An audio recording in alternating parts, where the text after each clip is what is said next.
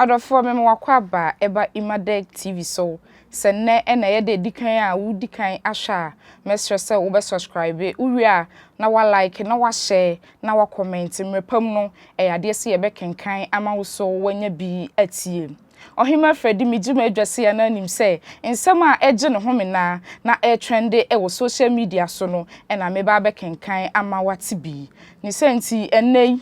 Jumaku a omasomase amami di jumade ebrewo Gateway Senior High School osenka ne na wo twere wi anada no wadwedwe sanse wusuro se wo twere yekora no wantwa enne omusi yisa adwendwe ni nyina firo sanse se wo twere wasi nsohwe ni bi na se wantwa ubepie mu wo maso yem ho no ma ya de so modo be fantete yemu ene nkyerɛkyerɛ mu a ubewie no na wate bibi ase atwere atwa kama saa so na Samji Casual Fashion Clinic se menka nkyɛw se sesei oba na se be ma unama wo se wo ma wafade ekasa ma oni santi adwabo bi na wokɔ abadintu ana se ready mpo na wokɔ na apese wo sha atare ema efatawa fa wontoma ebra bepie mu wo na so ye ho ya de se obepam no fefefe kama se hyewa na ehome obi ehu obekasa oba na so be ma watari ya de se efatawo Jumaku enene omasomase a me de trending news ebra wo Imadek TV so si ye hyansem na se a na ya de se ya ankasa sofopon ba akwa wo manga na mu ha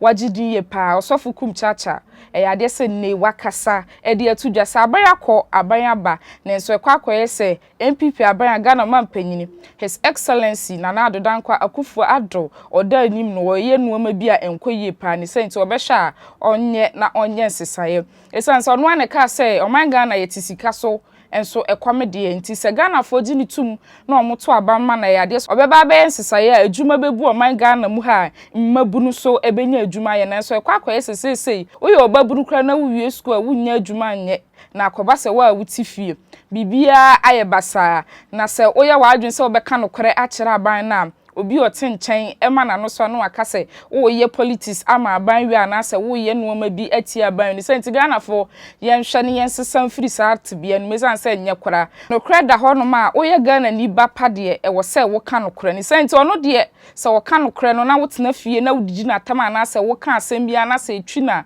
yade obedi watam ama bia ka woni na busuan ni senti se wo ka asem bi na se hawa fa ne number na frɛ no na ka chen se obenti asem ya aka yi ehame ade so obeyi wani ye po benya adaje na ono so ayi wani zanse nsem bi koso o man Ghana mu aya soso nsemfon so ache ni senti ono de obeka no kore na sanka beye yempa asem kro no entwere ne borofo twere ne borofo o twere ne borofo a ade se be ha no twere ne ka your voice record ema no wotwi ne wanya no ho adaje ayi wanu ye pa na eno na osofo kum chacha so di tudwa no oso ne nsem hunu de wansoso so abansi yetisika so de wo se no masika flow se ya tutu petrol mu bibia bo kosoro dollar kosoro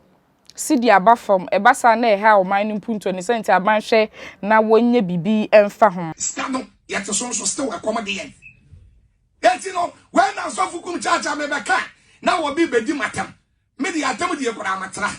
ana wanu wo ya me de me telephone number tudwa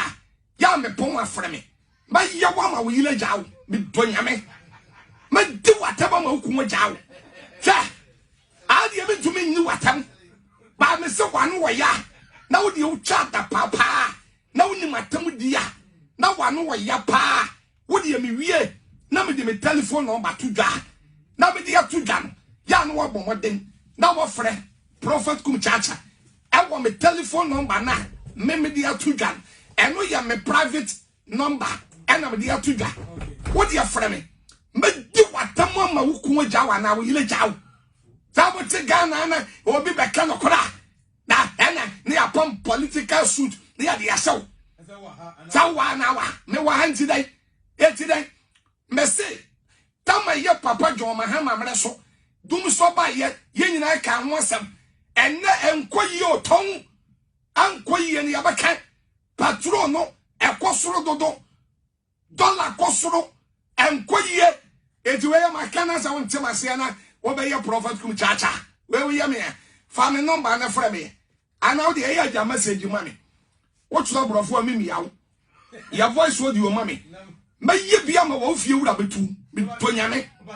Saa so na ye bo awuransem fufuro ma so ye a ehwa apomdin ho sem so Ghana Health Service e de abetu dwa se moli kokko ya de a enye ma nkora pomdin ni senti awofo nhwe na omontwe omoho firi ho ene na Ghana fo pie kasa se moli kokko de senka akora si so na se wo hye didi ase a eno na ye nananom e de hye ase se moli kokko wo be hye ase e de ama akora ne se de be ye na pomdin e be koso nanso ne Ghana Health Service de abetu dwa se moli kokko enye ma abofra pomdin esanse sa akora enu moli kokko a ya de se oboro enu